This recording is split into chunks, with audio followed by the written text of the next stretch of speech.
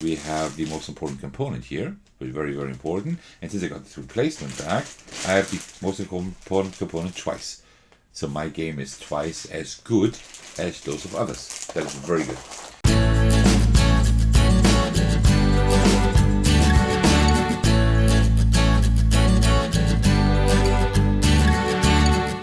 Hey everyone, this is Thecos and I'm back from Spiel, and that means I will show you all the loot that I got. I will do an unboxing of all the games. Some games are a little bit smaller, some games are a little bit larger, and some games I have already opened because I wanted to look at them and because I wanted to play them at Spiel, right? But we will look at everything that I got. And well, before we get started, as usual, grab yourself a cup of tea and let's do this. Alright, very good. I'll just grab the games off my pile just as they are, right? So they will be in no particular order. And I will start with, well, that actually was a spontaneous buy. I walked by Lucrum Studio at Spiel, and this looked really cool here. This is a flip and write, kind of, right? Where you have like a night sky here, and then you turn over constellations, and you're trying to paint them in here. But then you turn this wheel here, and your latest constellation may be obstructing part of the night sky for the new round, right? So you always need to fit, like in 6 rounds, you need to fit like all these 6 constellations in here, and then also try to connect specific stars. This is a game that we will take a look at now, but I've already opened and played it, and because I really wanted to try it. And let me tell you, this is, for me, it's a hidden gem pretty much. This was also sold out on the second day, so I'm not the only one who was like really captivated by this. This is by a Polish company, so they have like this.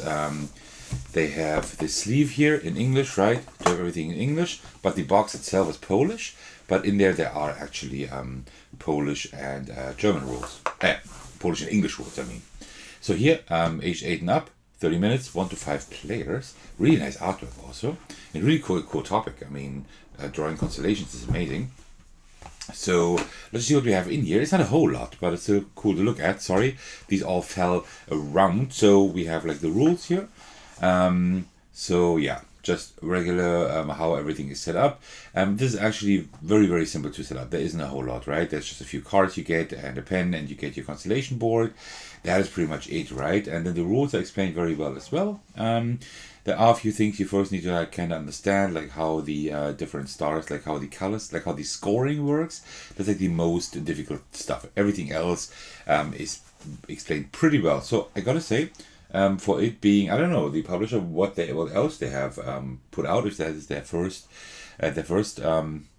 publication, I don't know, but the rules are written really well. So I had no issues understanding those. Also, like you see, like a lot of images here and examples to understand everything. That is really cool. There is a solo mode in here. It's just a score hunt, but the puzzle is so satisfying in my opinion that I think a score hunt is fine. So yeah, really, really cool. And we also got the rules in Polish here, which I don't understand.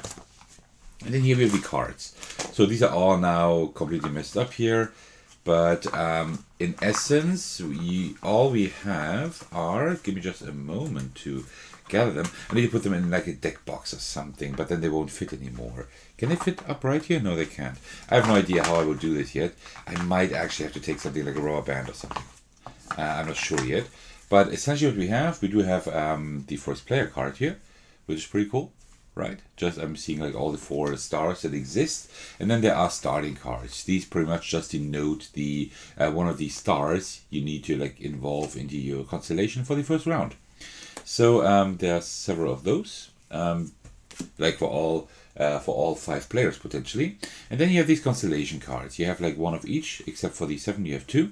And you can turn them over when it's your turn, and then you have to like put in the constellation, and each player has to choose a constellation with the same size, which is pretty cool. So, and you see like these, like this looks really cool, right? Like these images here, all of them, they look really nice, like really like how you would like have like these astrological or astronomical images, like relating to space, right? Like all this a little bit dreamy, spacey here. So, oops, that is pretty cool, right? And of course, these are also like real constellations. So very, very cool. And the main highlight is these 5 boards here, right? These are like, so to speak, they're triple layered, so to speak, right? So you have like the the board here. I don't know how it's called. And this is where you like note all your points, like for each different round. And then also you have to cross off stars if you have to like skip stars in your constellations, which is bad, right? Because these give points if you don't cross them out. And also you have like some end game scoring here, depending on like where you place your constellations. And then you have this board here, right? You see like 1, 2, 3, 4, 5, 6. You play over 6 rounds. And this is all like wipeable, right? Because you also have like these pens here. These are actually white. So you put this in here, that these 2 arrows are pointing towards another for the 1. And then after you've drawn your constellation, you actually go to the second round, right? And then you continue. And you see there's like a slight overlap. These here are these are actually white markers, which is pretty cool. I've never seen a game utilize those. So if you have like a constellation, you just draw the constellation in here with the white marker, which is really cool, right? So yeah, very, very cool. I will bring you a video on that as at some point. Like these aren't very good here, these erasers, so to speak. But I might actually get like some other pens in the future, because these are always like the standard pens you always have like in roll and rights and flip and rights and party games or whatever. So I might replace those. But so far I can give you a spoiler that this is a really cool game. I don't see this leaving my collection for a while. It's very, very special and it's fun as well. So it doesn't play very long. If you know how to play the game, it plays pretty quickly. So I will definitely bring you a video on this. This is probably like my biggest treasure. So and then we have Nocturne by Flatout Games and AEG. Flatout Games was so kind to arrange with AEG to give me a review copy. So this is actually a review copy. This was on Kickstarter, I think, last year. Illustrated by Beth Sobel again. You know I love her artwork. And I didn't back it because I wasn't quite sure whether I would like it enough or not. Although usually like Flatout Games, I like pretty much like most of them.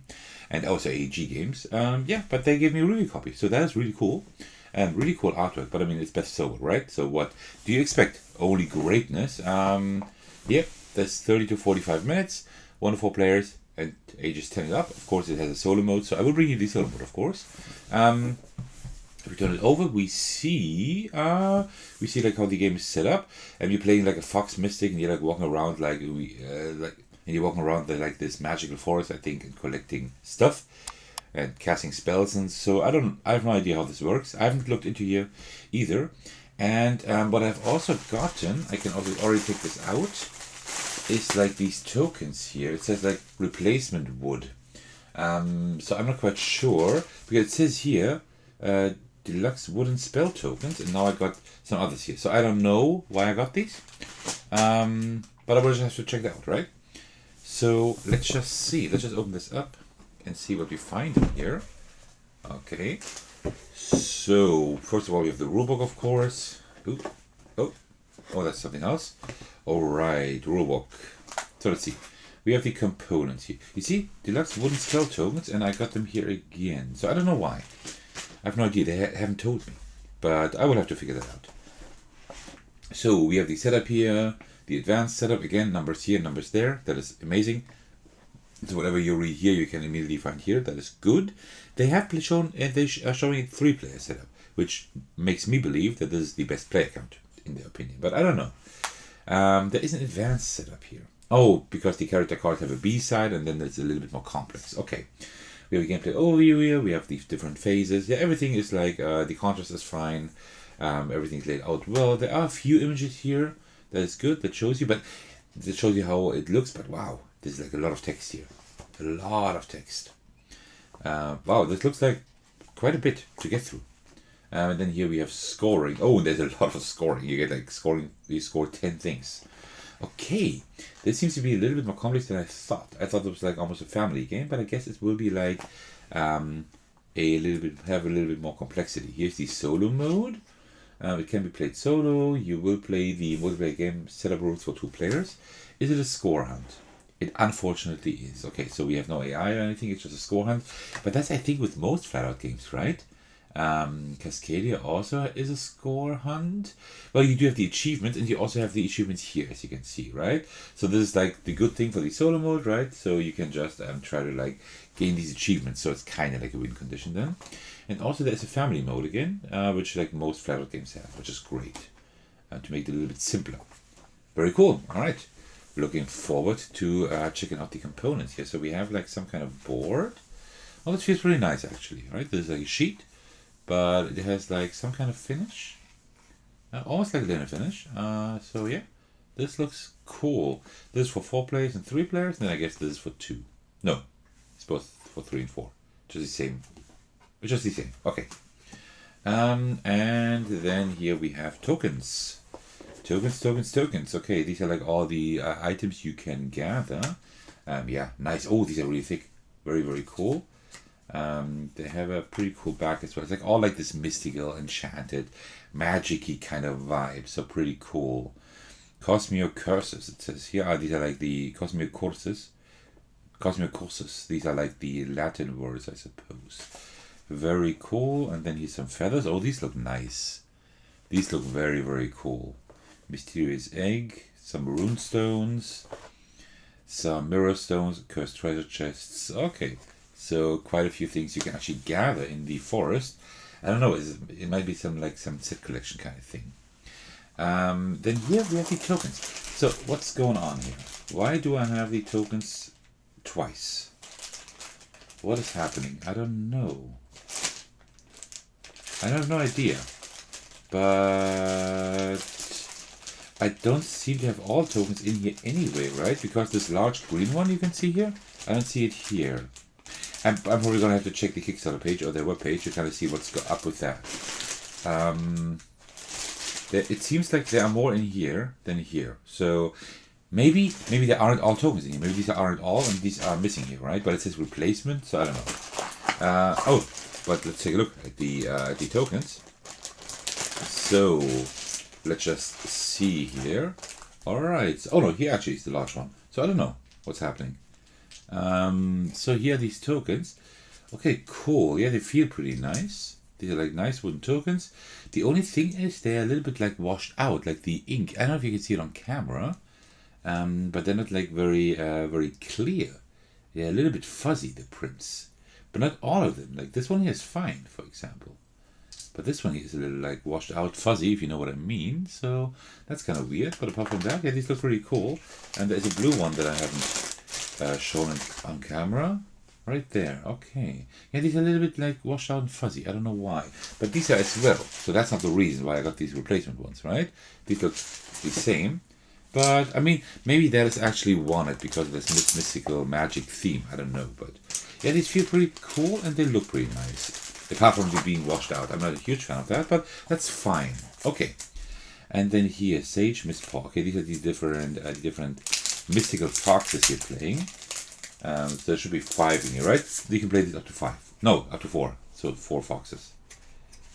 Yeah, the quality of the cards is like just like you would expect, like in Cascadia and everything. Good quality. They have linen finish. That is fine. We have Sage, Mistpaw here, Red, Kitfire, Abigail, Bushtail, and Flint Whiskerstone. This is, I think, my favorite. This one is great.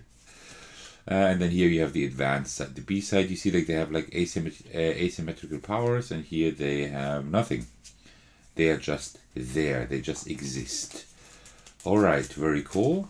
Then we have a scoring pad with like the 10, 2, 4, 6, 8, 10, 11 scoring opportunities. I guess these are just negative points for something. And they're double-sided. That is very, very good. Very, very good. Then we have a lot of baggies here. Also, we have the most important component here, which is very, very important. And since I got this replacement bag, I have the most important component twice. So my game is twice as good as those of others. That is very good. Okay, and then here we have cards. So that's the last thing we can look at. Let me just remove the plastic wrap here. Okay, yeah, these have like the same quality, linen finish, very cool. And these are, I don't know, it looks like set collection, right? Looks like set collection thing, and that's good. I like set collection a lot. It's a mechanism I really enjoy, so really cool. We have them in purple as well. S, it says S here, so that's like these are just numbered 1 to 35, and these are numbered S1 through S10. And then here we have like some kind of goals, maybe. Yeah, it doesn't say on the other side. Ah, yeah, Moonlight Goal. It says right there. 2 per control area of exactly 1. I have no idea. Oh, so you're trying to like build shapes in your control area. Okay, like control like specific shapes. So it's like some area control as well, I think. One more higher. I don't know what that is. If starting, I have no idea what all of that is.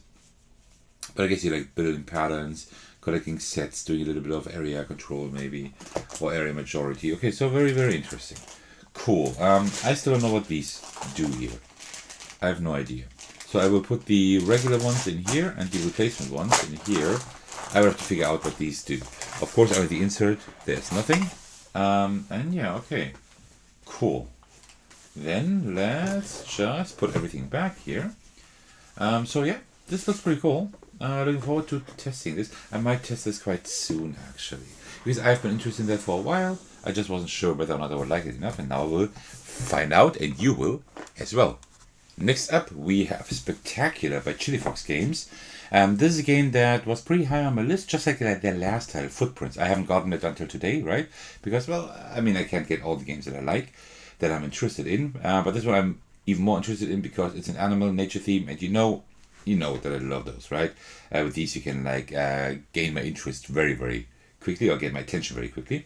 So this is like you're building up like a park, like a wildlife park for endangered species, for endangered animals. Great topic. This topic will actually come up later again, because I got 2 games with a similar topic. Spectacular, yeah. This is like one of my gamble. This was like one of my gambles, right? Because the story time, I spend a lot of time not only playing and filming games here, but I'm also like researching a lot. I'm looking at a lot of like what games are coming up, which games have been released, like maybe even a long time ago, like classics, and I don't know. I'm looking at games that you can get here. How can I import them? So I've spent a lot of time like on meta stuff for gaming, right? And I also prepared a lot for Spiel. Spectacular was on my list, yes, but I haven't really researched the game too much. So I saw this at Spiel, and I said like, it's on my list. It's pretty high up on my list, but I don't know enough of the game to like kind of have like a slight guarantee at least that I will like it, right? So this is like a slight gamble. It's possible that I will like it, that I'm happy. It's possible I will play a few times, maybe do a video on the channel and say, okay, that's fine. It will not say my collection because my collection is large and there's a lot of competition there. So let's see. But one thing I can say is the artwork looks really, really nice. I love this artwork. Wow, this looks really cool. So this game is by Alif Svensson and Asmund Svensson, no? Maybe brothers. And it's by Gjermund Morgved Boni. I don't know which language that is. Very cool. I like this so far. So this is medium complexity. Okay, they show the complexity on here. That's not too bad. 1 to 6 players, ages 10 and up, 20 to 30 minutes. Alright, this is like a tile placement and dice placement game, mainly, I think. Spectacular, each player creates a park to preserve endangered and vulnerable animals. Alright, so and we see here the setup, at least of the main board. We don't see like what the players do. But, okay, cool. Oh no, that's actually player board, I think. That's the player board. So it is like, I have heard that this game is quite solitary again. Which is okay for me. If it's a game where I think like, okay, this is like mainly suited as a solo game, looking forward to that, right? But I will not be able to play this with everybody because I do know quite a few people who like interaction games, and this one doesn't have too much interaction, I think. Alright, well, let's open this up and take a look. Okay, so, alright, what do we have here? Oh, interesting. We don't have that many components, I think. Okay. Let's just start with the rulebook as usual. Let me try to get that out without actually breaking it. There we go. And I pulled something else out. Okay. So we have the rules here. The nice artwork is here again. We have components. We have organizing the components. It tells you like how you should organize the components. Okay, sure. I like that. Initial preparations, setup, final preparations. Okay. With the setup here. Okay, we do have numbers here, but they are not here. Oh, they're also here. Okay, so you can kind of like, you see the numbers here and the numbers there again. So whatever you read, you can find here quickly. That is good. Then the animal tiles, the dice, and the goal of the game are explained. Yeah, I like that. Like the contrast is good, the layout looks fine. There are like enough images here. Oh yeah, there are a lot of images here to like show you examples. That's very, very good. Then here we have like very clear how these steps are separated from one another. Very, very good. And then end of the round, final scoring. So this I think is a pretty light game. And the thing is, I have like a lot of games in my collection. I like to play. I'm always interested in everything, right? And I like to play the heavier games. I like to play the simple games as well, and also the medium ones. So I like to play everything pretty much, and I like to have everything in my collection, right? Because sometimes you just want to have something light after work, for example. So I think this one is a little bit lighter. The solo challenge here. Oh, wait, playing the game. It's again a scoring mode, unfortunately. So you probably don't really have an AI. That is unfortunate, but I hope that the solo mode is cool. But in general, it looks like pretty good. Like one thing you can do in the game is to like play the game once, and then you have like a specific score, and then every game after that you need to beat your previous score, right? And that is like a win. And that's something way you could play, such with your own score modes. So meet the animals. Alright, this almost looks like printed out. That's pretty funny, but it's like supposed to be that way. A lot of animals here. Wow, that is pretty crazy. I think there's like 22 animals. And then you have like the missions here and the ABC missions. This game is language neutral, I think, which is good. Alright, so we have dice here. I don't think we need to look at all of them, but let's just take one type of dice out. And unfortunately, no color, like no black and no red. So when I play, I will probably have to take... Wait. Oh no, these are not player cards. These are not player cards because it goes up to 6 players. There are only 4 colors of dice. Okay, so player colors are something different, I suppose. So here we go. Like, yeah, these are pretty standard D6 dice. They're quite small, which is nice. I think the game is pretty compact, which is good because you play with up to 6 players. Otherwise, the table space would be too large. But yeah, these are nice looking, decent D6. Nothing all too special. I would actually enjoy these as like regular D6 in my collection for like print and play games and stuff. So yeah, very cool. You get them in yellow, blue, and green as well. And then we have tuck boxes here.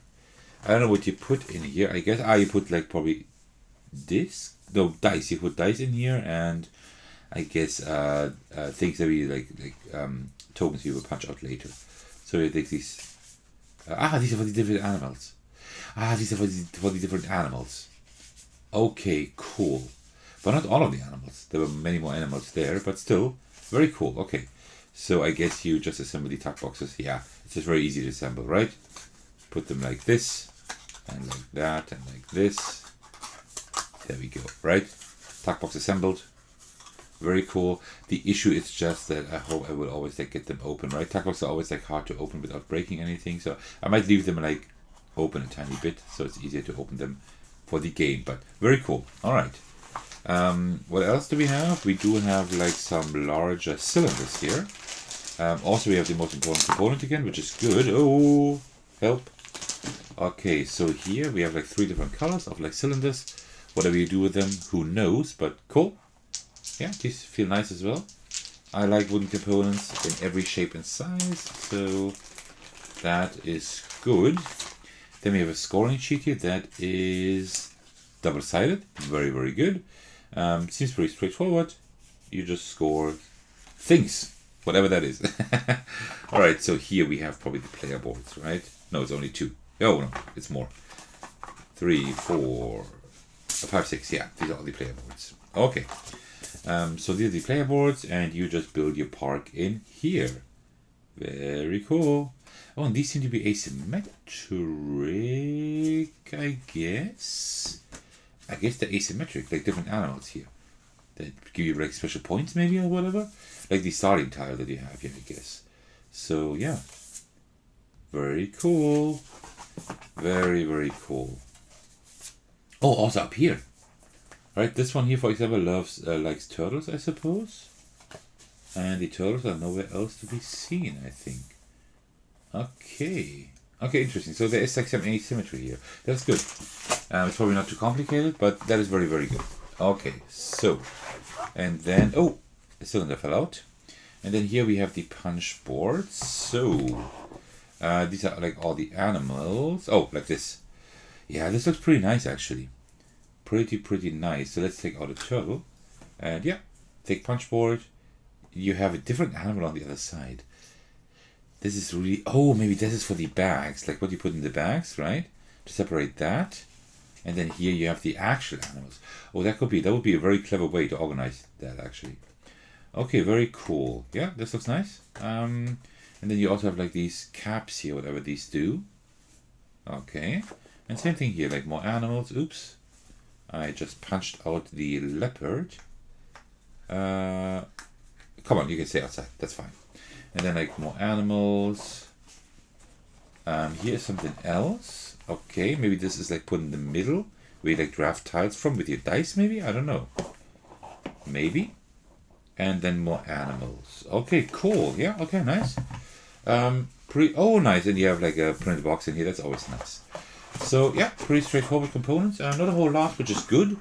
It's never great to have like a whole lot of components in games, right? That either means they're really complex or they have like way too many components for what they actually need. So this is nice. This looks nice. I like the art style.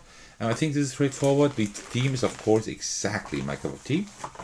Yeah, exactly my cup of tea. So yeah, looking forward to checking that out. Okay, let me put everything in here. The tag boxes there, they actually do fit. Okay, but I mean the punch board will also be removed, so that's fine. Okay, really looking forward to this. This could be one of my highlights. Let's just see how I will actually like it. Next up, we have the gang. This is something that I have heard a lot of prior to Spiel. Like, oh, it's a very good game, and people throwing around like maybe possible Spiel des Jahres nominations or whatever. And I thought like, okay, maybe that's just the before Spiel hype. We actually met people at the hotel. My friend and I, we actually met people at our hotel, and they were playing this on the first night. And I thought like, I told them, oh, you know what, I'm actually interested. So in case you need somebody else to play, let us know, because this is like players 3 and up. They have actually invented like a mode for 2 players, but you should play 3 players and up. And we played it, and we played like 3 or 4, I think 3 rounds, right, after one after another, because wow, this game is really good. It's simple. You could probably like the base game, you could just like craft yourself, so to speak, right? But it's a really cool game.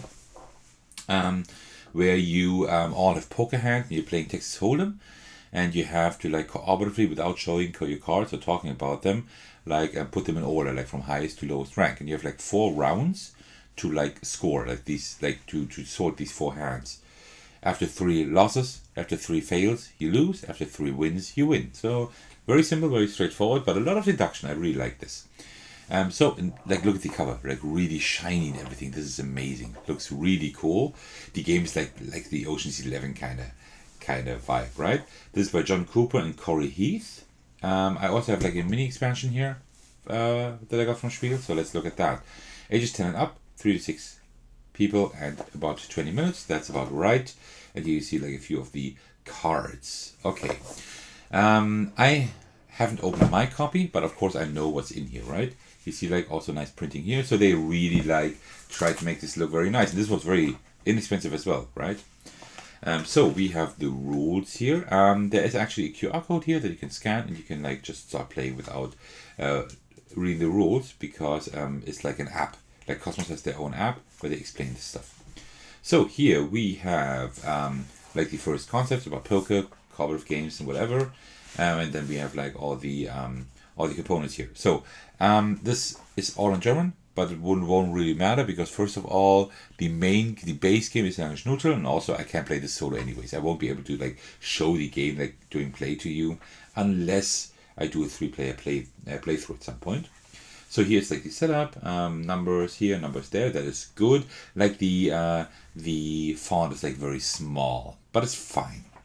It's actually okay. So this is like how the game works. You see like it's like all explained, like how it looks after each round, after you have done the flop and the turn and also the river, just so that you know how poker works, right? So yeah, and here you also see like all the combinations of the cards explained in more detail, just in case you need that. So yeah, That is pretty cool. And there's also like an advanced mode and a pro mode and like a more even difficult mode. So they're like modes you can like make this game easier and difficult, more difficult with like the different modes and all the challenge cards. They're like challenge cards in here. So this is like something you can like really modify your experience with this game. And that is good because the base game is like always the same unless you modify it. So the main thing, of course, are these poker chips, and these actually have a pretty good quality. I mean, this game I think costs like $15. At Spiel you could get it for $13.50, and also including like the mini expansion. So this is like a really good price for that. These feel really good. These are not very heavy, right? These are quite light, but they are printed very nicely. They look really nice. So it makes like it's like a lot of fun to actually like hold these, to play with these. It's done very well. That's why I mean you can craft the base game yourself, because the base game consists of these chips and also consists of regular playing cards, right? So yeah, you could definitely craft that yourself, but what you then wouldn't have is like all these cards to modify the difficulty and the challenge cards and stuff, right? So yeah, so these are like some cards that you can just add to your game. I don't know these yet, but the art style is really cool, right? It has this old school vibe that you know, like from spy thrillers and stuff, right? So very cool. I haven't played with those. I only have played the base game, so I don't know what these exactly do. Then here you have the character cards. These make the game, I think, easier a little bit, I think, and also asymmetric because everybody has like their own character here, right? These are the cards where you track like whether you have made it or not for the 3 rounds each, right? Like the cards feel pretty good actually as well, right? And then you have like all the different card combinations you can have. Everybody gets that. That's important because I don't know these all by heart either, like which order they're in. Although I have played poker and I know how to play it, I would know that. And then you also have like how to play the game here, right? That is a second card. That's good. It's not on the other side. You can just place 2 cards right next to each other. And here are the playing cards. And these are fine. They feel good. They have a good quality, right? And also the backs are pretty cool, but the cards themselves, they are fine. They have like this custom artwork here. It's a little bit bright in camera, but I hope you can see it. They have this custom artwork here, which is okay, which is fine. I'm not a huge fan of it, to be honest, right? So what you could also do is when you get this game, if you have like your own decks of cards, you could also put those in here, right?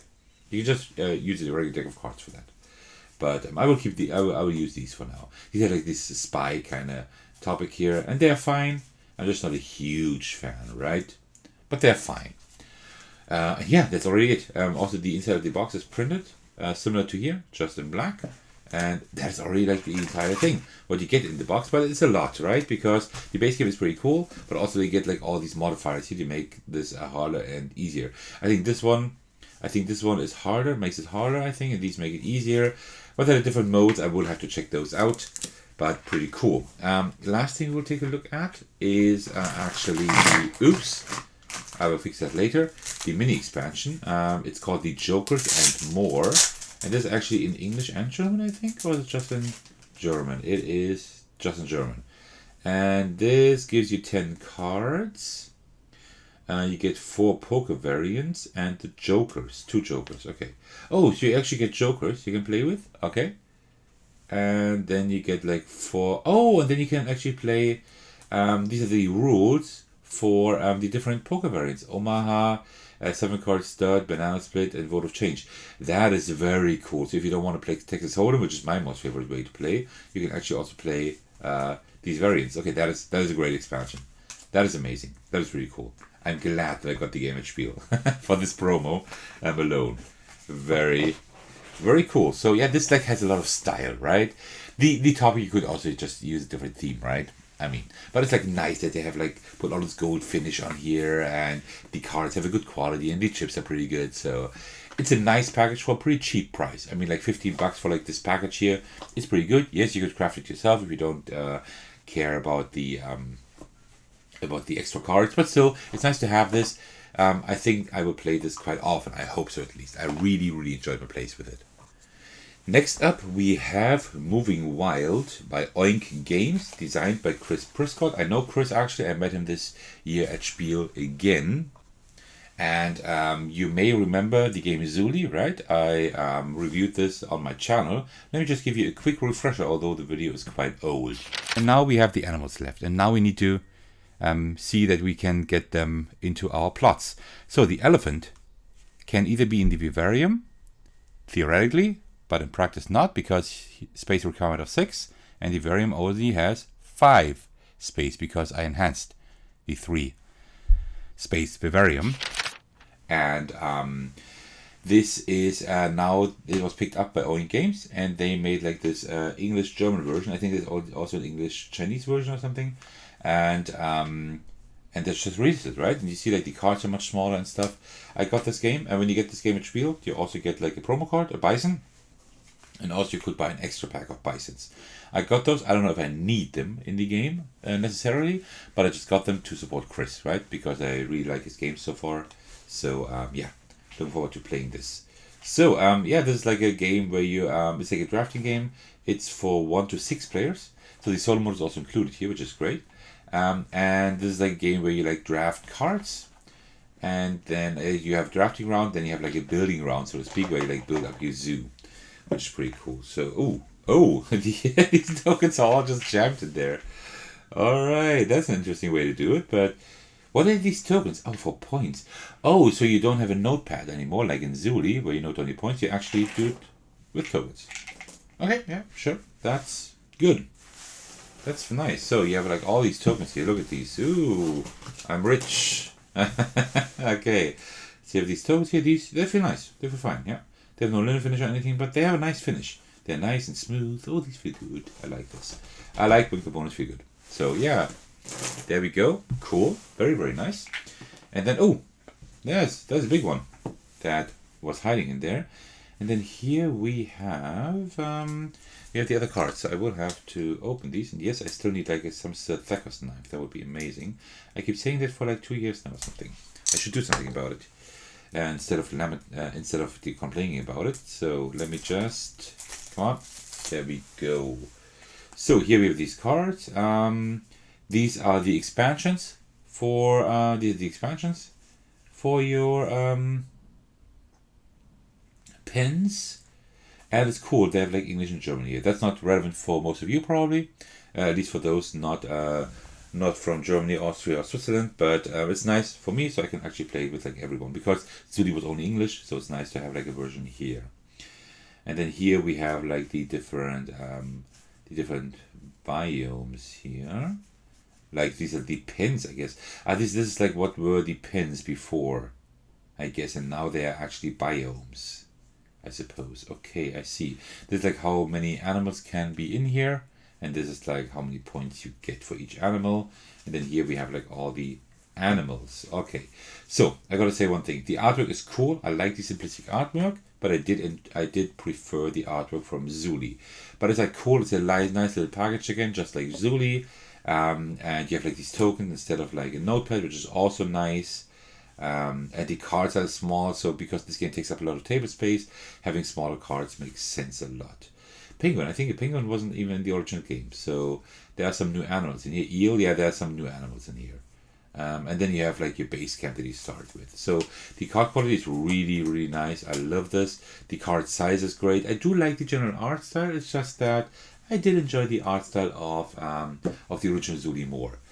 Which is like, of course, a compliment for the original art designer. So let me just open up this here. These are like the promos. I haven't seen the bison in here, so I guess the bison really is, yeah, it is like exclusive to the promo.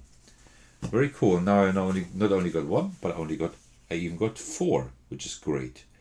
Okay, very, very nice. 1, 2, 3. And this toy shows you like in which direction you're drafting each round. Okay, yeah, very, very cool. I like this. And actually what I forgot, what I usually do for each unboxing is taking a look at the manual first. Got it in German and English, of course. It's one of these manuals that I don't like. They have to fold open like this. I don't like this, but okay, that's fine. So yeah, just like all our games are, they have like a pretty, very well laid out rules here. Very easy. The setup is like very, very minimal, right? You just shuffle the cards and divide some amongst all the players. And then here you also have the solo mode. But I think the solo mode is a little bit different. No, it's you will play against the collector again. No, I think it's the same thing. So yeah, very, very cool. I enjoy this. Yeah, I think I will have a lot of fun playing this.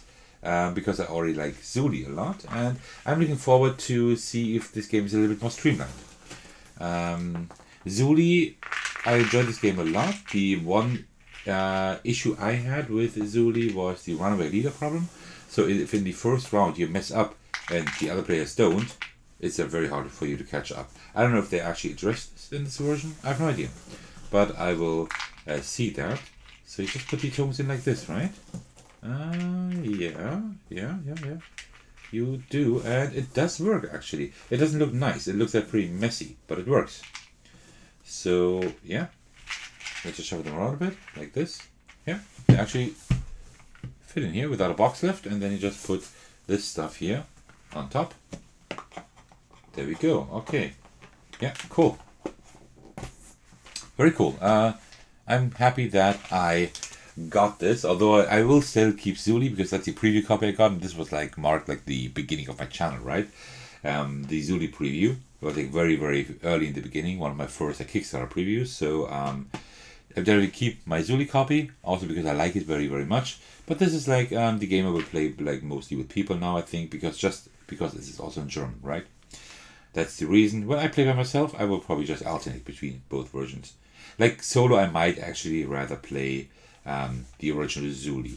I might think of actually bringing a playthrough. I wanted to bring a playthrough of Zuli for a long time now, the one player mode, the solo mode, but now I have this. Maybe I will bring you both videos. Let's see, but I should start with one at least, I suppose. Next up, we also have another gamble, Eternitium. This is a game, this is like a very small deck building game, also with a solo mode. You can play with up to 5 players even. It's language neutral. It is quite simple, I think, regarding the idea and stuff. But this was like suggested to one of my subscribers, who I met at the fair, and she said like that she played this game and she enjoyed it. And so I thought, you know what? I like deck building games. It has a solo mode. I can bring this to you quite easily. So yeah, really interested in this. So I got this, including the promo here. This was like a gamble, like a pretty like spontaneous purchase, but let's see how it is. This is designed by Thomas Carlier and Baptiste Perez did the art design. So this is 1 of 5 players, ages 10 and up, 30 minutes. And here we see a few things. Oh, there is actually a video for the rules. This is the German edition, just because the German edition, like the box size, is a little bit nicer, and that is rare, because most of the time the German box sizes are worse than the international ones. But this one actually had a nicer box size, and it's language neutral anyway, except for the player aid, so and for the rules, so who cares? We'll take a look at the promo later on. I think it's just a few cards. So here we have the rules, which are quite thick, but I mean we do have a solo mode, right? It's like an 8 or 10 stage solo mode, I think.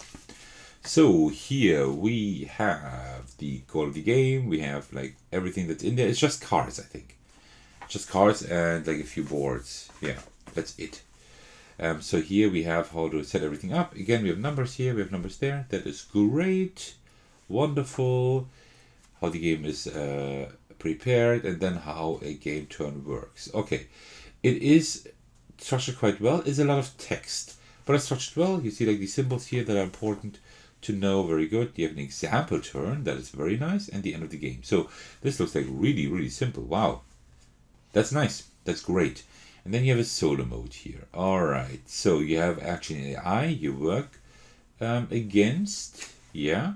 And that's all it. That's the solo mode, I suppose. Just as one page. And you have like the missions, 10, yeah. Take 10 missions you play, and you have to try to get these missions done.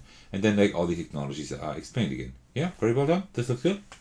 So let's take a look at the actually, like the actual components. So first of all, here we have some boards. Oh, they have linen finish. They're really thick. Oh, these feel great. These feel really, really nice. Okay. Well, the price then was pretty good, because the price was about 20 bucks, I think, 22 or something. And I thought like, yeah, that's an okay price actually. But now it's a pretty good price because the components feel nice. And then here, let's see how the cards feel. For deck builder, they should feel pretty good, because otherwise I would have to sleeve them and then they don't fit anymore. I like this insert here. That's pretty cool. But if the cards don't have like a linen finish or anything, now let's see. Let's just see. And the cards, they don't have a linen finish, but they are pretty thick and they have like some coating, so they might actually, these are not plastic. No, these are cardboard, but they have like a little, like some smooth finish. So, okay, let's just see how I can play with those.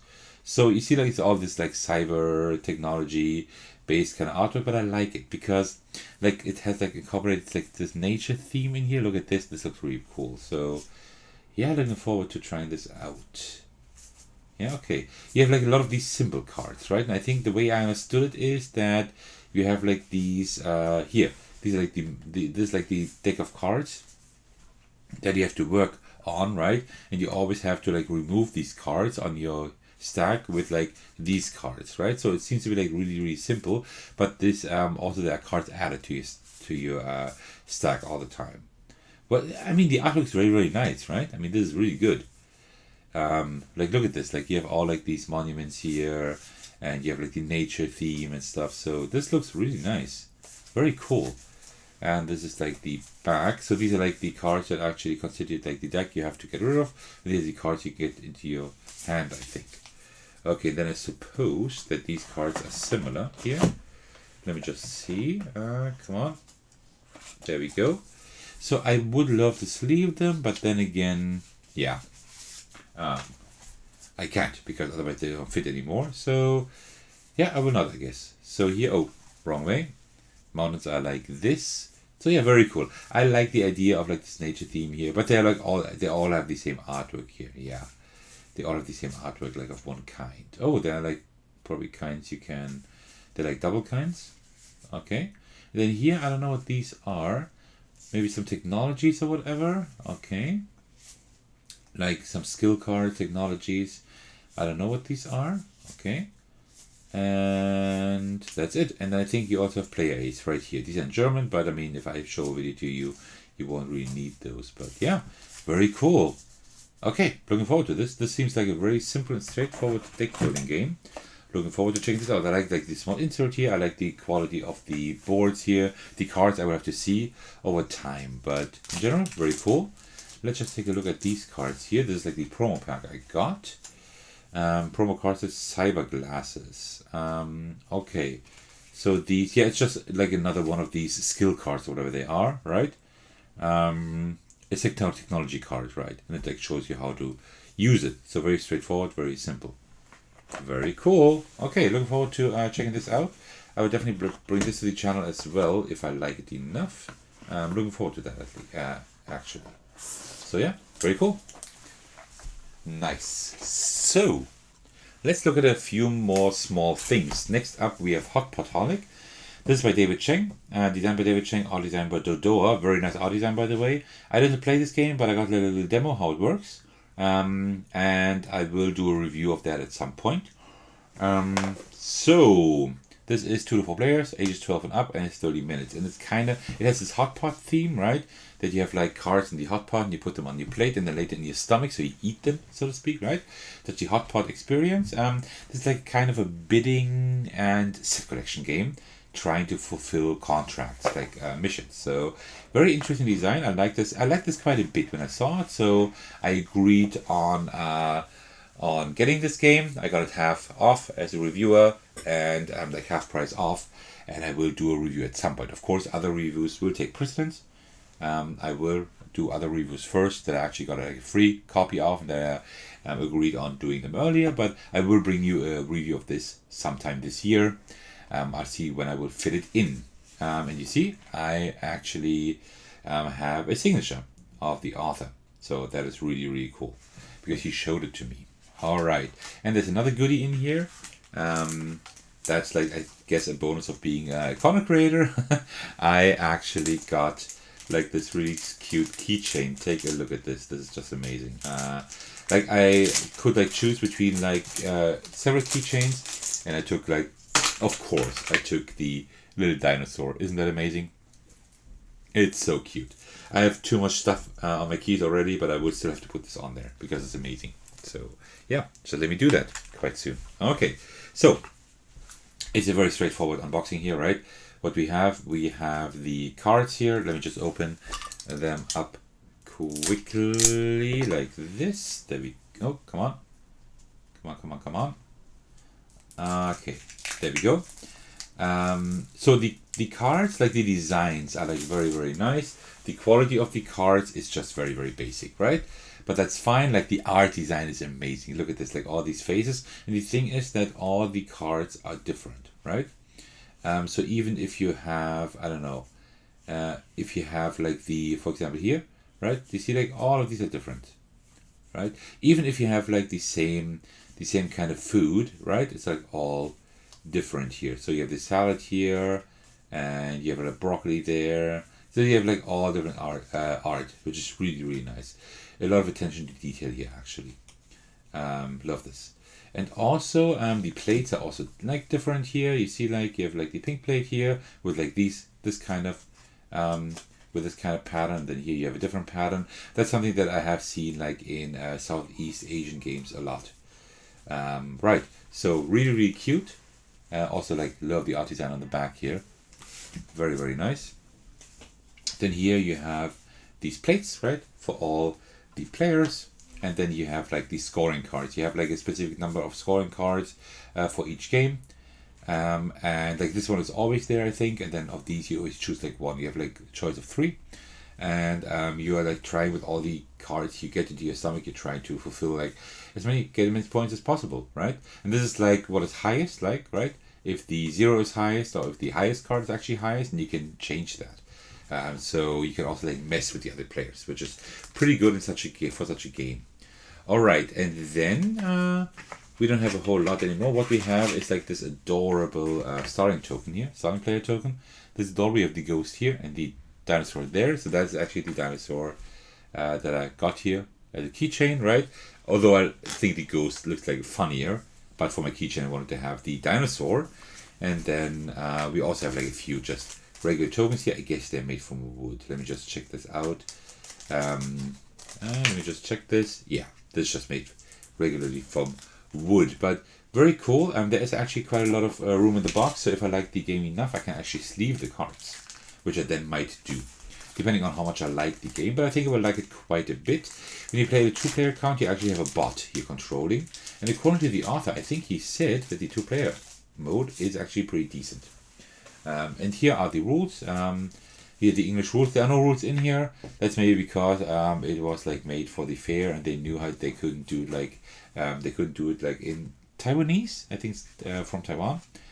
Or maybe it's just Chinese. I'm not quite sure, but you see here the rules are all in here. And I should have taken a look at them first, but yeah, they actually look pretty decent. You see exactly how everything is set up here.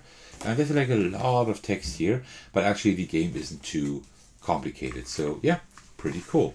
Looking forward to bringing you my video on that sometime this year.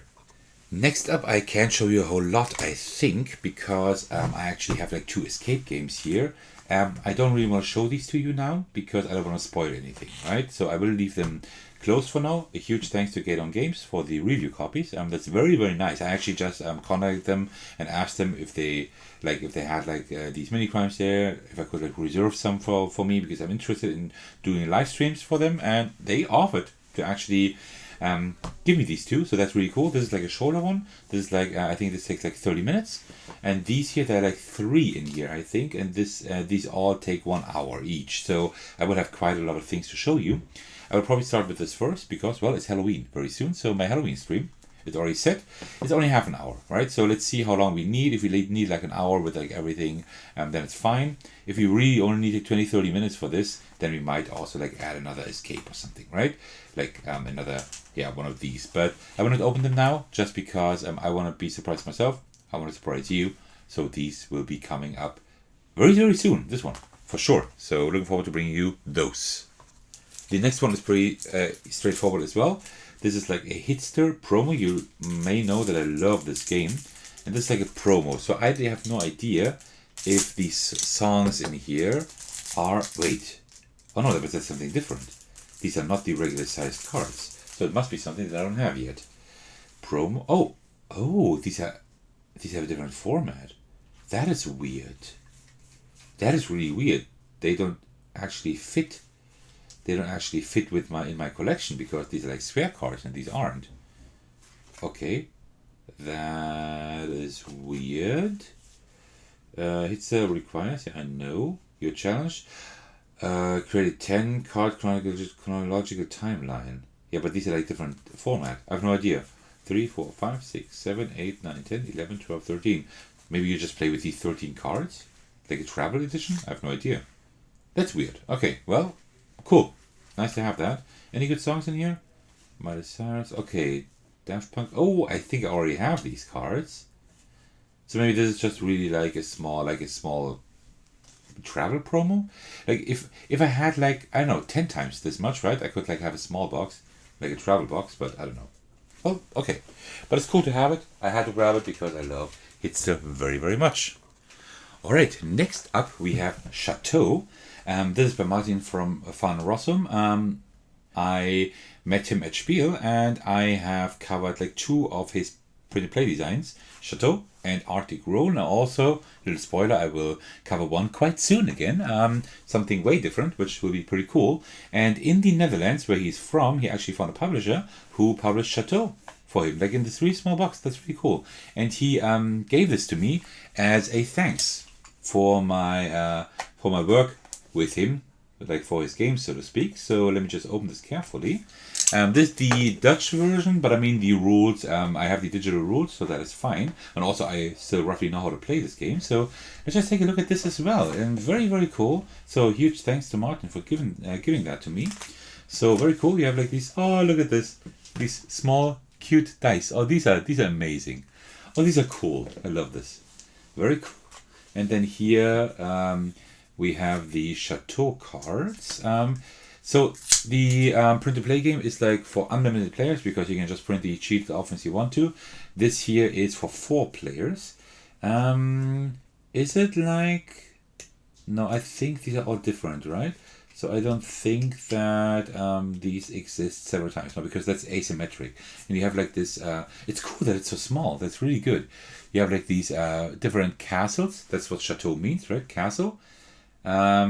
These different castles here, and then you have these dice, and you just have this polyomino style of game where you like try to cover specific symbols for points and stuff, right? And also has like some interaction, some player interaction, where you can then build, like obstruct something in the castle of your neighbors, like of the other players. Very cool. I love this. Also the printing in here, very, very nice. I love this. I definitely need to play this with with a few friends of mine because that's a really cool game. I really like this. As a small insight into the game, here I have some footage for my video back then.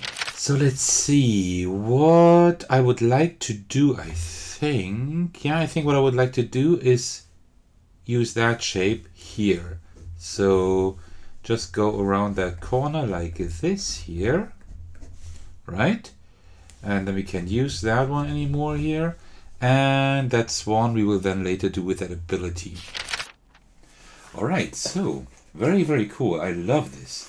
This is great. Looking forward to playing that again. It has been a little while, to be honest. Alright, next up we have Bable. This game I've already opened. It's just cards. And this is by Bart de Jong and the graphic design by René Zonneveld. This is by Wolfhorn Games. This was also a gamble, but I say was because I did get to play it at Spiel. I played it like at night yesterday, no, 2 days ago. After the first day of Spiel, I played this at the hotel with my friend, and this is hilarious. This is pretty chaotic. This has a little bit of memory, a little bit of just guessing and trying to like find out what the other person is saying. It's really fun because you have specific commands. You need to build up a pyramid, and if you haven't built the tower, like the pyramid, the tower, if you haven't built the Tower of Bable in time, then you lose, and if you have done it in time, then you win. And the commands you give to other players, what they should do, are all in like some made-up language. But these 4 commands, these 4 made-up words, they change during the game. So at some point you don't even know anymore what the other what words the other persons have. It's really chaotic. It's really fun. It really messes with your brain. So you can't play this like 5 times in a row. We played this once and said, this is amazing. This is a really cool game, but we can't play it more than once. Really. So these are the rules here. Actually quite simple. You have like the setup here, and then the goal of the game, and then it says like how you can gain commands, how you can reveal cards to other players, things like that. So yeah, very, very cool. And also you have like limited communication, right? You can only like with these commands. And that's already it. So it's like really simple. And there is an advanced game here that where you have like confusion cards that add more challenge to the game. But seriously, you don't need more challenge. Not at the beginning. So pretty much all we have here are cards. So what we have is we have these building cards here. We have not these building cards. We have these resource cards, and these are resources you need to actually build like these physical parts of the tower, right? You see them like denoted with this back. And then you also have building cards that are right here, right? These are the building cards. Pretty cool. Like the design is pretty nice. I like this. And down here you see what you need to build them. And what you also have then are the language cards. You have the starting cards. These here, Banu, Avum, Sapti, and Kori. These are the 4 words everybody has for the same actions at the beginning. But later on, you then, when you get a new card, you actually exchange it, right? So while building means Banu first. When you get this card, it means Hipti. But nobody knows that, right? And what you have is you have a player aid where all words are listed, which is very good. Let me just find it. There we go. Here you have the oh wait, but that's not the English one. Here, starting words right here. So these are the starting words, right? Everybody has at the beginning, and these are new words they could have. Like, they could be like for everything, right? Like each of the different commands has like all of these words at some point, right? So at some point you might have to guess, but you don't really have to guess because also you can just show your cards to other players, but that's like one entire turn, right? So yeah, that's also possible. Very cool game. It is quite tough, but that's what makes the game very fun. It's like very, very chaotic. So yeah, that was already the unboxing here because you only have like a few cards, but yeah, very, very fun game. I really like this one. Next up we have Fishing, or in German it's Fischen, because Friedemann Friese, he's German, so that's why this is like the bilingual version. This is a trick-taking game by Friedemann Friese, illustrated by Maren Rache, and this is like a trick building game, right? So it's like trick-taking and deck building at the same time. The way I understand it, it is that you unfortunately I wanted to play it at Spiel, but I haven't got the chance to do so yet. I think the idea is that you receive cards and you do like your regular trick-taking round, but all cards you receive via the trick-taking are then added to your deck. So the next round, these are the cards you can use. I don't quite know how this works. If you didn't get any tricks, do you lose because you don't have any cards? I don't know. But that's like kind of the gist of the game, I think. This game, 3 to 5 players, ages 8 and up, at 40 minutes. And I look at the artwork. The artwork is really cool, and the cards have a good quality. Oh, they feel great. So yeah, here. Oh no, wait, that's the wrong. Oh no, that's the right side here. So you see, isn't that cool artwork? Like the seahorses here and the fish and everything, the seagulls, the octopus. So you're just playing a regular trick-taking game, pretty much, right? But all the cards you get, you actually keep in your deck, which is pretty cool. All right. So and then here. Then here we have more cards. I forgot to take a look at the rules first, but let's do that in just a moment. So, and here are more cards. Okay, these are the different suits here. There are 5 different suits? I think it's 5 different suits, right? Looks like it, yeah.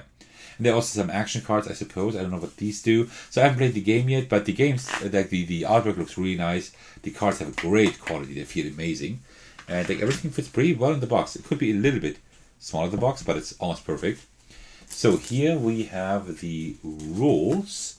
It's one of these rules. I really don't like those, but yeah, that's the way it is. So yeah, it just shows you how like the first round is set up, because the first round is different than all the other rounds, right? And you see like 2nd to 8th round, you play like 8 rounds, right? And you get actually cards. Oh, I see. So you get cards from your deck, but you don't take the entire deck. You just like draw cards, like a specific number of cards, right? And if you don't have a deck, then you draw cards from the main pile. Okay, but I also, these cards you get into your deck are also points, I think. So it's quite interesting. Okay, cool. Yeah, this looks nice. It's a very simple game, so I guess the rules are fine. Also, what we have here are... Oh, these are the player. This is like the explanation of all the abilities here in German and English. That is very good. Okay, I'm looking forward to playing this. I will not get this to the table very often, I think, because it's 3 players and up, but I hope it's a simple trick-taking game that is just fun enough. Doesn't have like too many complicated gimmicks, but it's still like really cool that I can get this to the table often, because I'm still looking for really good trick-taking games. But most trick-taking games are either not that great, or they're actually too complex because they have too many mechanisms, and then I can't play it with like people who don't play games a whole lot, right? And I hope this one will fix that. So let's just see.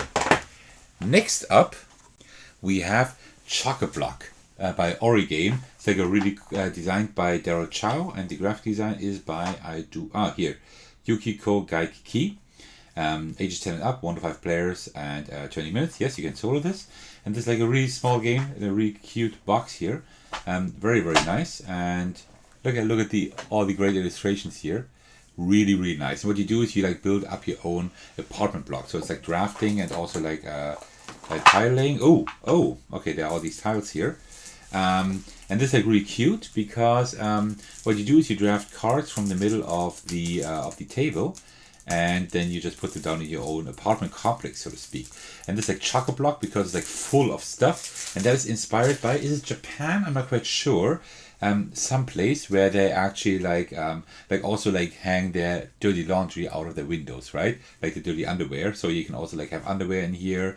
And then there are like some scoring conditions. Somehow there are some scoring conditions. I don't know how these. I'm not quite sure how these are determined. I don't actually know because I haven't played it yet. And then you're trying to like puzzle together your own little apartment block, and it's like really cute. Look at this. It looks really, really, really cute. Love this, and the cards have a great quality. They're actually really good. I didn't expect them. That's amazing. And then here are like further windows you can get during the game somehow, right? And if you get these, then you can also like cover other things in the apartment block that you have. So that is really cool. It kind of reminds me of Walking in Burano, although it's like way different, but still. And here like all these different like really cute tiles, these really good images you can cover your block with. Really cute. That is amazing. I love this. This is great. I just don't know how you actually score. I don't know yet, but I will have to figure that out. I will definitely try to bring you a playthrough on the channel. And then you also have these here. These give you points for I don't know what. Oh, I think it's you have to create like rows or something of specific items, and then you get the points here, I think. And most important component, don't throw that away, you know. Okay, very cool. They're like really cute, small, wooden tokens. I love this. Very cool. Very, very cool. Looking forward to playing this. There was another, they have like several games in this small format. You know, I love these small games. And they had another game, we were supposed to have another game that was called Cube Melt, a really cute push your luck game where you actually like also have an interaction with your opponents. But this one was sold out on the second day when I went there immediately, so I would have to try to order it somehow. Okay, so let me just put this in here and this on top. Yeah, very good. There we go. Alright, for a little change of pace, let's have a larger game again. This is Endangered by Grand Gamers Guild. You may know that I actually like start enjoying the games more and more. They have like a lot of really cool games, and this one was something that I really wanted to play. That's the other game with the theme of like helping endangered species. A game of survival by Joe Hopkins. Yes, by Joe Hopkins. Ages 10 and up, 1 to 5 players, 60 minutes, and graphic design by Beth Sobel and Ben Flores. Oh, I didn't know that Beth Sobel actually took part in this. Very cool. Very cool. And I also got like the an expansion, the newest scenario. They actually have more expansions. They also have like I think a larger expansion. I wanted to get this, but they only had this expansion here. So yeah, looking forward to also checking this out. Here on the back, yeah, we don't see a whole lot. right? So let's just break this open and see. We're looking forward to this one as well. Okay, so we have this component here, right?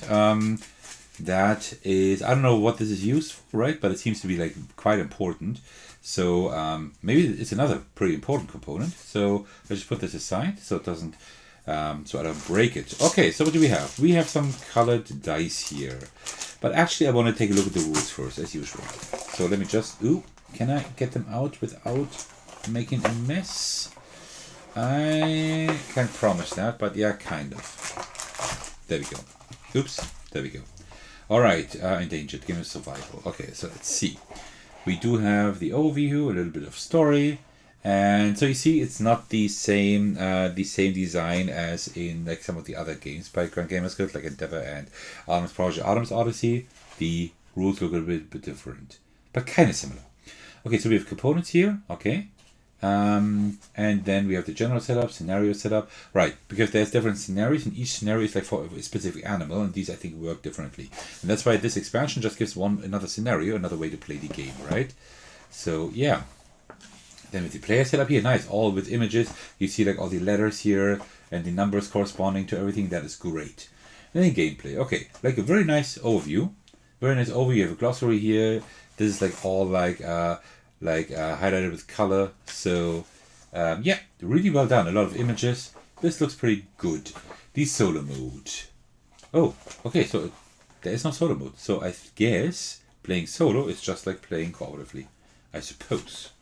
That is good. That is very good. Alright, cool. Yeah, this looks good. Let's just take a look at all the components here. So we have these colored dice I was already talking about. Yeah, just standard dice. Pretty cool. We also have like a yellow and a gray one here. Is this for the different players? Maybe. I don't know. This is a cooperative game, right? So yeah. Some dice, and we have some extra dice down here. I don't know why these are extra. Because these are not player dice. So yeah, that's just black and white and one orange one here. Nothing like all too special, but these just feel, yep, just like good like regular dice.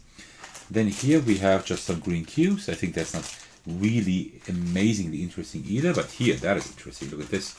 We have like these these cool tiger tokens. So there are two scenarios in here. I see. Okay. And then I have another one with the red wolf. So here, see these cool tiger tokens. Aren't these great? These look amazing. Take note of these. These might be featured in Component Monday at some point. Really nice wooden tokens here. And then, which I even like more, we have these otter tokens. I hope these are cool. Look at these cute otter tokens. They're like swimming on their backs, like we know it, right? Really, really cute. Very nice. Okay, I love this. Okay, and then here we have another token that is, that's like a calendar, a schedule that's maybe like the round tracker, right? We have like a specific number of rounds to do things, I suppose. Very cool, nice and chunky. I like this. Okay, so and then here we have some cards. Let's just take a look at these cards. Let me just open this up. Can I open it? Yeah, right there. There we go.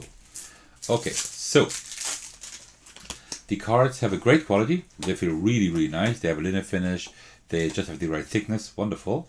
And here are just cards. Here, TV Life Wildlife Host. Okay. Okay, sure.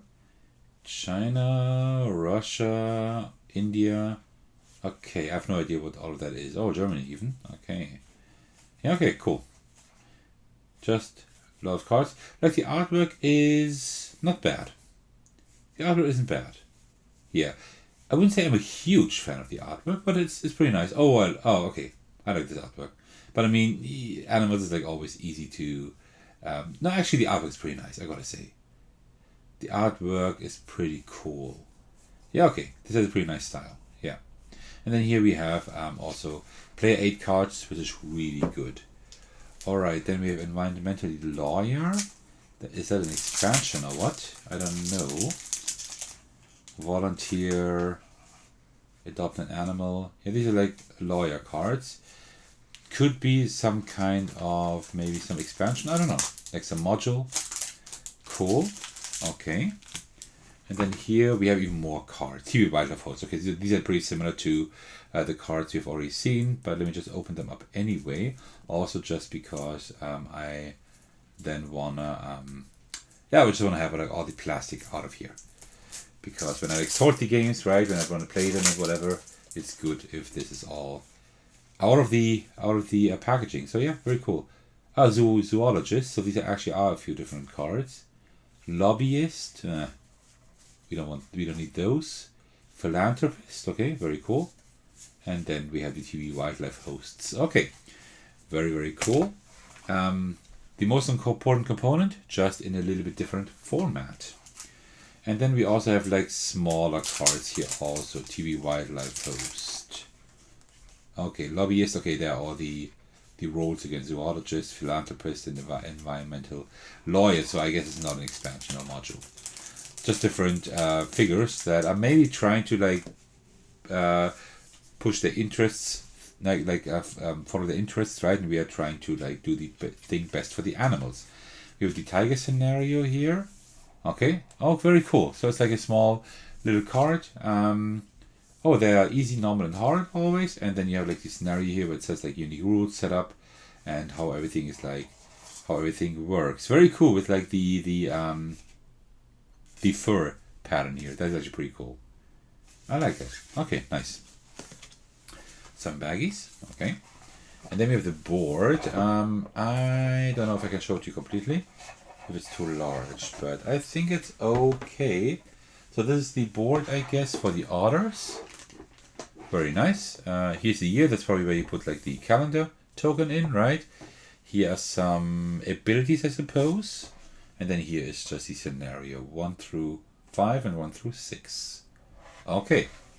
And the other side as well, right? Looks pretty similar, but that is for the tiger then, I suppose. And also for the wolf, I suppose, because the wolf doesn't have any boards. And then we also have a few punch boards here. Let's take a look at those.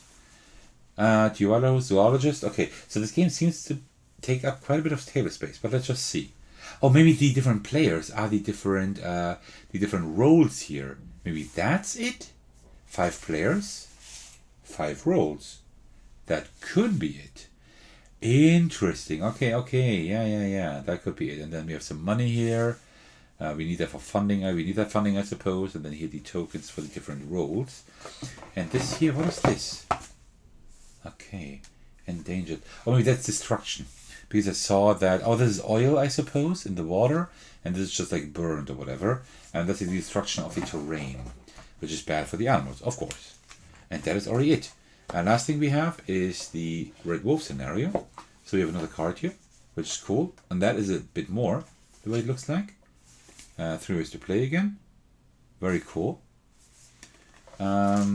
So we have new cards here. I don't really think I need to take a look at those because, right, we have taken a look at the cards there. We have new tokens. These are also destruction tiles, I suppose. Oh, these are like so we actually replaced these, I guess, on the board with these tiles here, right? When they're destroyed, it looks like this. Maybe, I don't know. Oh, because here is nature and here everything is built? I'm not sure. But very cool, okay. We have another most important component. That is good. And then here we have the meeples for the Red Wolf. So let's take a look at those. I think these are actually printed, right? Yeah, these are printed actually. A little bit, right? You see like this little gray line at the top here. Very cute. I just love like meeples, custom meeples, especially animal meeples, are always a great thing. Okay, very cool. Okay, yeah, looking forward to playing all of this. There's actually enough room in the box here to put that there. So I might even leave the expansion box in there. Look at how much room I have in here.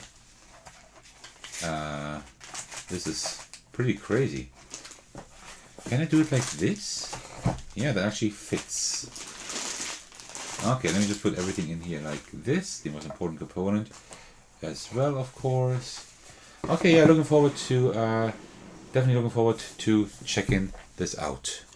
Next up, we have Lunar Rush by Dead Alive Games, by Steven Skippy Brown, and the graphic design I will have to check in just a moment. 1 to 4 players, age 14 up, 45 to 75 minutes. This is like a worker placement and and economic game with with just like a lot of decisions you have to make. I was interested in this because I've heard good things about it. It sounded pretty cool. You can play it solo. That's why I got this as a review copy. I had like a meeting with them. They were showing me like 2 games, and I decided to actually show this to you because I think this might be interesting. All right, so it has a space theme. Let's just see how it looks like. Oh, that is the wrong way. I would have to fix that. So this is simultaneously play Euro game where timing is key. So you see like the setup here, but it's like very small, so it's not too much to see. But you see it, invest your victory points for initiative. That's really interesting because you actually bid with your victory points to go first. Then you choose your space route. The shorter route is faster, gives you stuff more quickly, but also get less stuff than when you take a longer route. Then you can upgrade your moon base and produce, and you sell the moon goods for profit. So yeah, this is the regular version. They didn't have too many of the deluxe version, anymore, which is why I got the regular version. So, but it's still very heavy. So let's see what's in here. We have the rulebook, which is quite thick. So I guess there's a lot to go through. We have the components here. Okay. Oh, there's lots of stuff. Oops. Then we have like the major conglomerates. Here's the setup. Okay, very cool. You have the numbers here and the numbers there. It's all very small. This game seems to take up quite a lot of table space. That's pretty crazy. And then here you have player setup, and then the gameplay overview. Okay, very nice. You have actually like an overview here of how everything works, and then you have like the single points here. It's a shame that like the letters aren't here, right? That would have been cool. Bit for initiative, but they are like big enough that you can actually see that. Oh, no, actually you don't really need that because you see it like this. Okay, that's fine. Okay, so you have a few images, you have a few boxes, hints, examples. That is quite good. It's not as easy to read as other rule books, but there seems to be quite a lot here. Wow, this is like complex. This will be quite a complex game. So let's see when I can actually bring you the video. But there is like a solo mode with an AI. I asked about that when they pitched that game to me. So yeah, looking forward to bringing that to you on the channel. So the rules look pretty good, like regarding like how everything is set up. It's just a lot to go through. So let's see, like these longer rule books, they actually need like a very, very good structure. Let's see if they can deliver on that. But yeah, very cool. The advertisement here, okay. This was actually the other game, Cyber Pet Quest. That was the other game that they showed to me, but I wasn't quite sure if that would be something for you. That you would be interested in that, so that's why I took this one instead. Okay, so ×2 ×3, some punch boards. The punch boards are pretty thick, so that's cool. I like that. I don't like when the punch board is flimsy. So that's pretty good. Then we have a few more tokens here, 100s, 200. Maybe that's like 4 points. Like when you reach like 100 points, you get that maybe. I don't know. And these may be the player colors. Okay, I mean it is up to 4 players, but there are 5 here. So I'm not quite sure. Then here we have some spaceships in 4 colors. That is probably for the players. There is mine. Cool, and they are not double-sided. Oh, I think these actually may be like player aids, like kind of on the ship. Okay. Oh, it tells you like how many resources you get.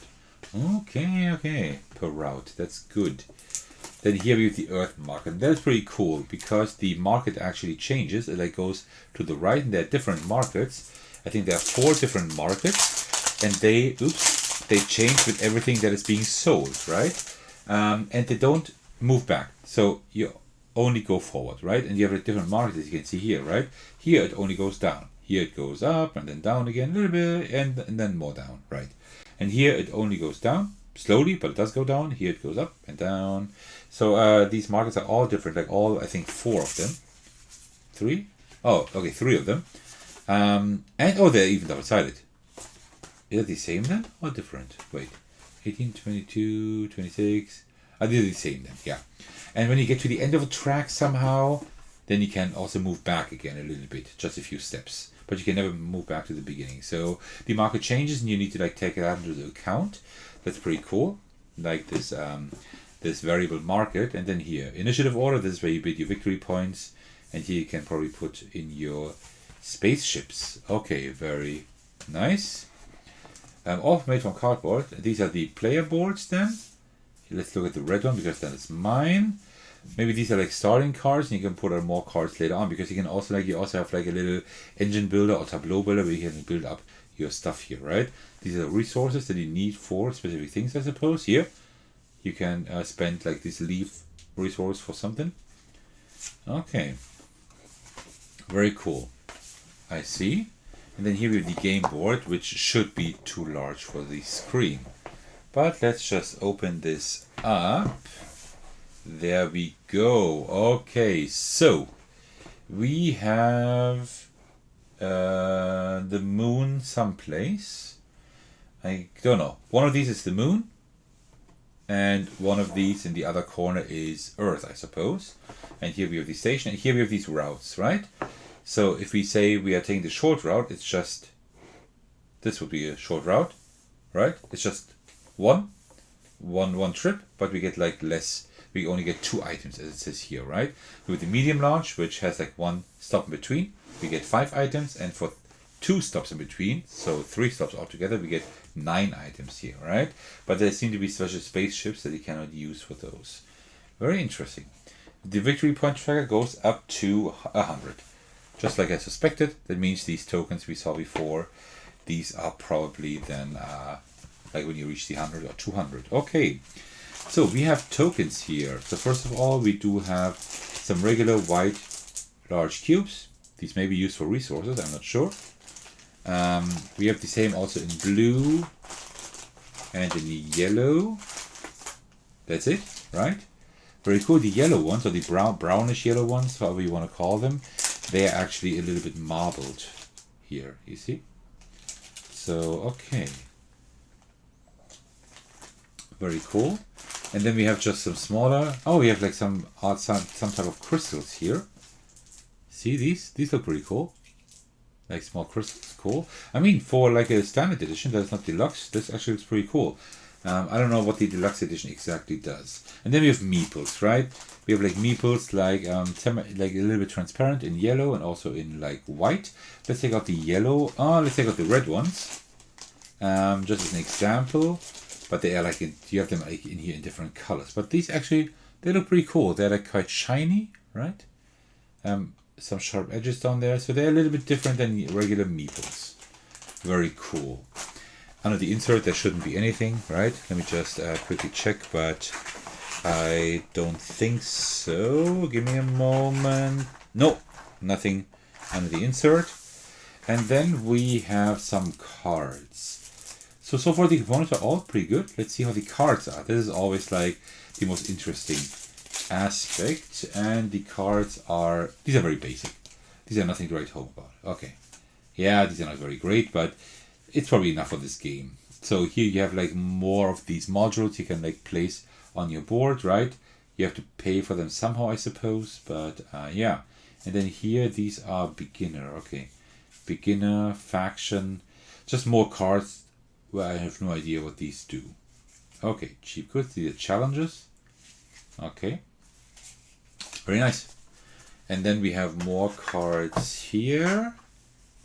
Some larger cards with player aids as well, which is pretty nice. And these you have to open with a knife. That's kind of weird sometimes in games, right? That some card packets, they have like this little thing you can pull on to open them, and some card packs, you don't have them. So that is very weird, but okay. Let me just open this up here. Give me a moment. There we go. Come on, come on. Yeah, the card quality really isn't great. But yeah, okay. Here they're probably nicer in the deluxe version. And then here you have the player aids. It's very good. Resource shipped from Earth. Resources produced on Moon only.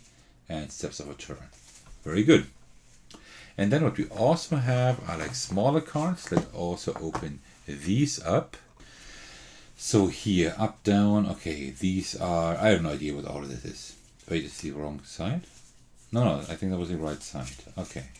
Then I'm not quite sure what these are for. These are the bidding cards for the players, right?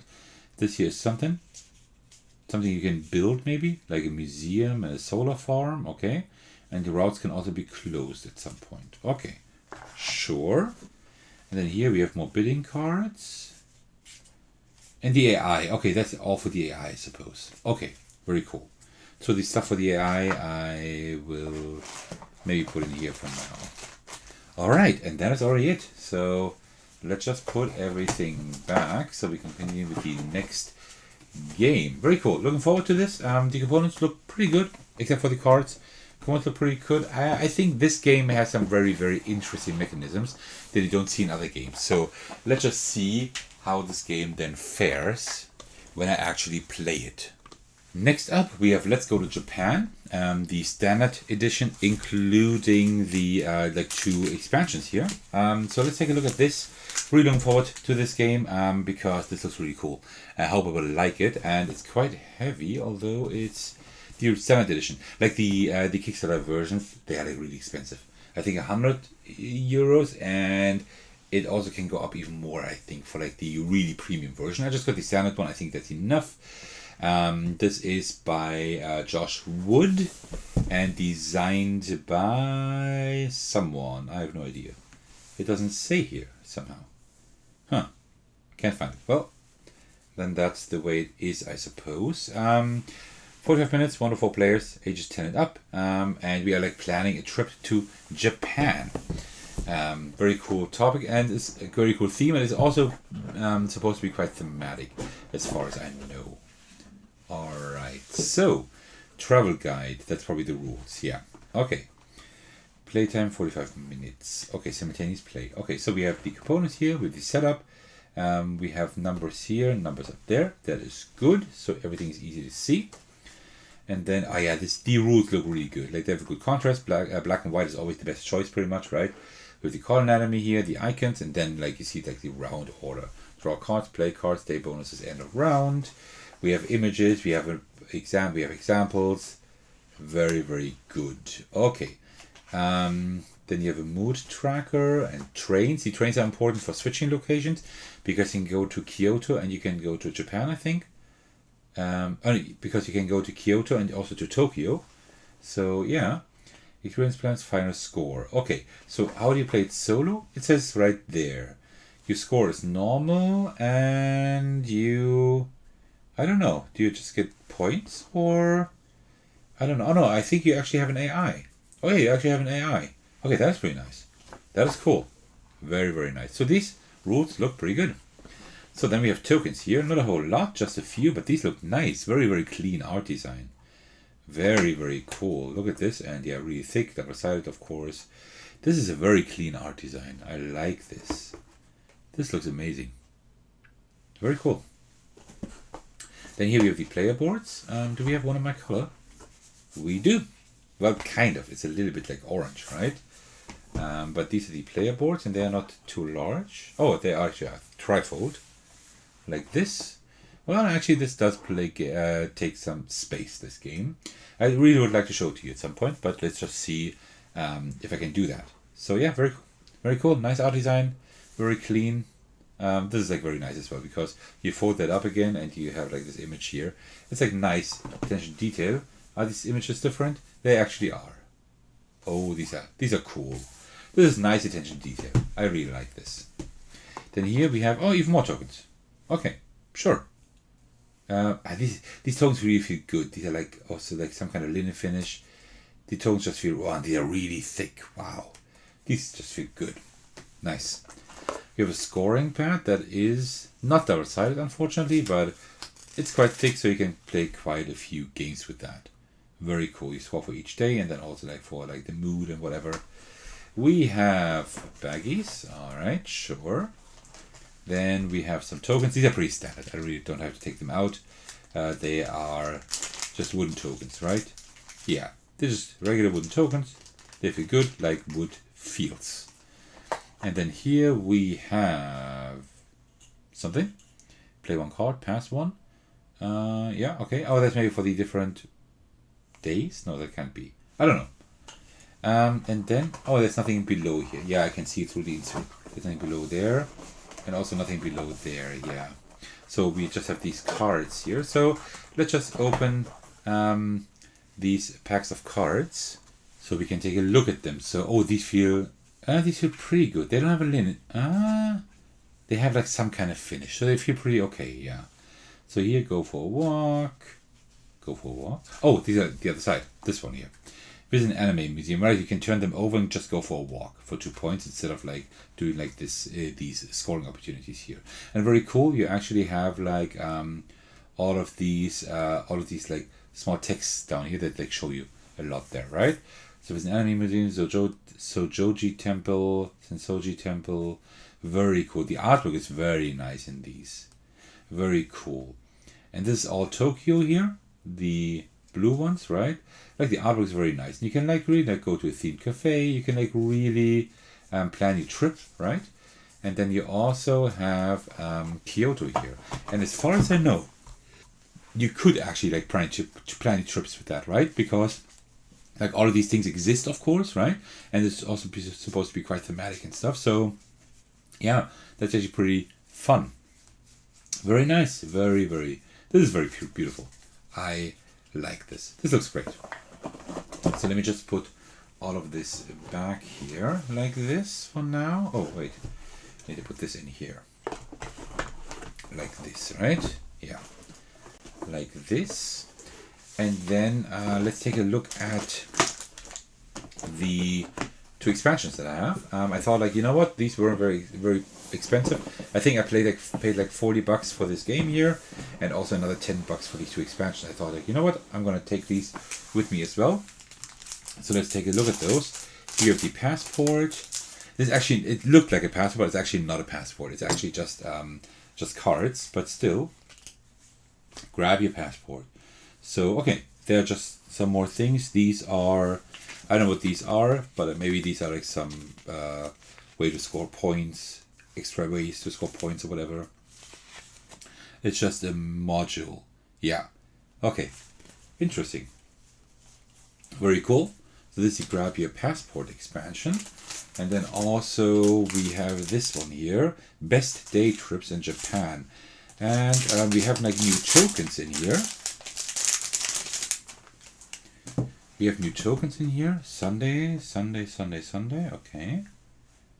I have no idea what this does. And like these tokens here. These location tokens and card tokens maybe. Okay, interesting.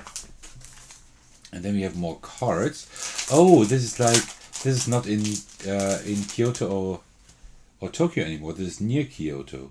Near Tokyo. Okay, so you actually go somewhere else. Like in between.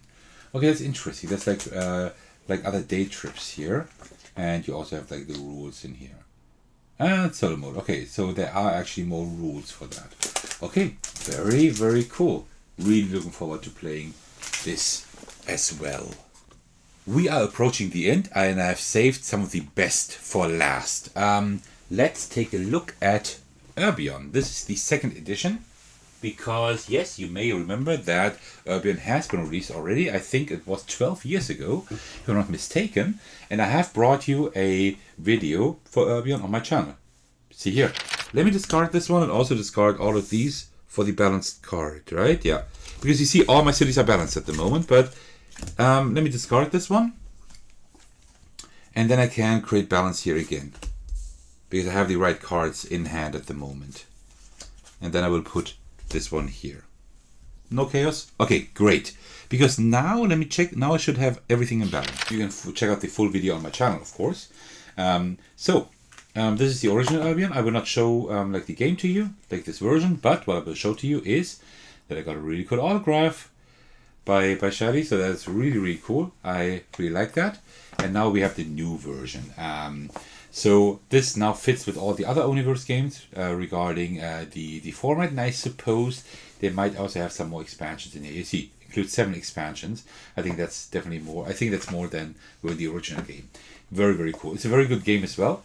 I have brought you the original game, but I will bring this game to you as well. And you see here, I got another autograph. So I have almost all my Universe games signed by now, and really nice. Look at this. This nice city here, right? It's about like bringing balance to cities.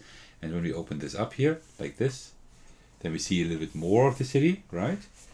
And when we open this up, we see the Book of Rules. And also here, we have like all the other Universe games, right? I own all of them. The only one I don't own yet is Ultimion, and that one is coming in 2026 probably. So in a few years that will also come, and then this saga will be done. Right, the Omniverse, like these Omniverse games, this series here will then be done. But let's see. Maybe we will return to the universe at some point in the future. All right, Book of Rules. The artwork is just great. Elise is doing the artwork here, Elise Precis, and it's just amazing. It just looks so great. I just love it. All right, so here components, expansions, and then here base game solo rules, because this is a game for 1 to 2 players, like all Omniverse games. And seriously, they're all good, really, really good. They're all great, even. And here we have the setup and then the game itself. I would just kind of skim through that. Yeah, the rules are really well done. The contrast might be a little bit low, right? It's a little bit harder to read, like purple on yellow. But apart from that, really cool. And here, like all the different expansions. I'm looking forward to checking those out. The Books of Power, I know, I think. I think these are part of the original. I think I don't know this one though. So yeah, really looking forward to checking out all of the different expansions. And of course you can also play it as a 2-player count, right? So it says here, 2-player rules right here. So very, very cool, great art design. Here's a player aid on the back. Very nice. And I've already like peeked at the game at Spiel. First of all, we have like this amazing meeple here again as usual. Let me just take it out of the bag here, because all the Omniverse games have like this cool meeple. And this is the one here for this game. Really, really cool. Really nice. It also feels great with that spiral here. There shouldn't be anything under the insert as usual. Nope. And then let's take a look at the cards. So I don't know if you remember the old cards, but if not, you can just rewind the video a little bit to where I showed you how the original looked like where I played it. And they have like changed the designs. I think that even the cards have received like general new designs a little bit, I think, but I will have to check that later. But like these symbols are different now, and that's good. These are like way better to read, so really cool. And the artwork is just great as usual. This one I still remember, so the artwork might also be the same, because I definitely remember this one here for sure, and I think this one as well. These I don't know by heart now. I remember these as well, so maybe the artwork is the same, but they have like changed the iconography here, which is very, very good. That is really good. These are the Chaos cards, I think they were called. So yeah, the artwork is just, as usual, the artwork is amazing. Really great. I love this. So let me just put those in here. And then we also have the other pack of cards where probably also the expansions are located. So yeah, very, very cool. Yeah, just the artwork is just amazing. That is one of the expansions for sure. That also, yeah, these are all like the expansion stuff then. So you can play the game once and then 7 more times with all the expansions. That is like crazy. Oh, look at these. These look so cool. These look amazing. Very, very cool. Yeah, I just love her artwork. That is just, she does such a great job. Seriously. Okay, so that was Urbion, the 2nd edition, and what we also have, also by Impatience, not designed by Shady, but designed by David Purkis and Olivier Duroteau, is a game that fits a little bit less good, so to speak, a little bit worse into my gaming shelf. I'll have to see where I put this. This is Sfynx, also published by Impatience. This is a game also that you can play solo, but also up to 4 players. And I did have a 2-player game at Spiel, a 2-player count, and just like all games published by Impatience, this game is amazing. It is really good. It's a really good puzzle game. It's, as I said, 1 to 4 players, 30 minutes, ages 8 and up. You have like this grid of cards here, this grid of tiles, and you have specific cards to tell you like which tiles you need to put in order, like in a specific order, right? And you have 9 of these cards, I think. You need to finish all of these 9 cards before all the rounds are over. This is really easy to scale. If you're solo or playing cooperatively, you actually just take turns, right? And each turn is like one time less, so to speak. Really good, really simple concept, but it works really well. Also, the components are pretty nice. Little spoiler. Let me just show it to you. So first of all, we have the rules here, right? Components, and then we have the setup here. And actually, it's very, very simple. You have the goal of the game, the flow of the game, with a few examples, and that's pretty much. And then the Sfynx face, and that's pretty much it, right? It's very, very simple.